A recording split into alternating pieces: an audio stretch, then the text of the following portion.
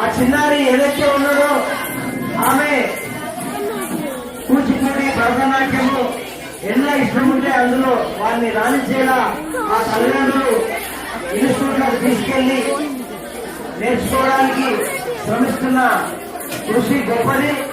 తర్వాత అనేక వేదికల మీద ఆ చిన్నారుల నృత్య ప్రదర్శన, ఆ నటరాజుని బాధపట్టాలకు ఆ చిన్నారుల నృత్యంలో అంకితం అవ్వాలని, ఆ నటరాజుని దీవెనలు ఆ చిన్నారులకు ఉండాలని, వారి భవిష్యత్తులో రాష్ట్ర వ్యాప్తంగా దేశవ్యాప్తంగా అనేక ప్రాంతాల్లో ప్రదర్శనలు ఇవ్వాలని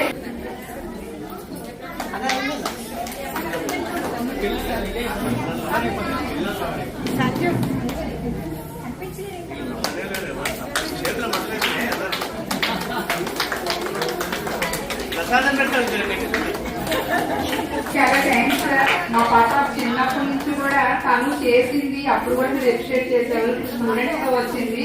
ఇప్పుడు కూడా మీరు మమ్మల్ని సాధారణంగా ఆహ్వానించి ఇంతటి అవకాశం ఇచ్చినందుకు చాలా థ్యాంక్స్ అండి.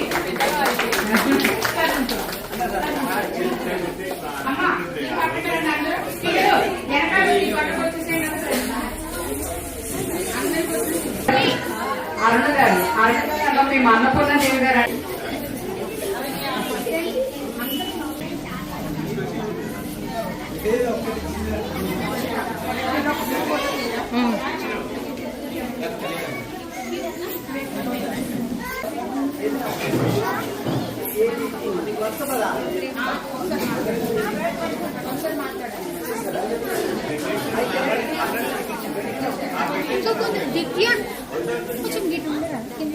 చిన్నగా మాట్లాడగలరు కాబట్టి ఈ సాయి మహల్య వీళ్ళ గురువులు బృందము వారిచే శిక్షణ పొందింది.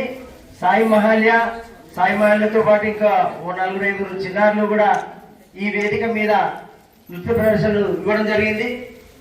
అదేవిధంగా సాయి మహల్య తన నటన కౌశలాన్ని ఈ చిన్నారులకు నేర్పిస్తూ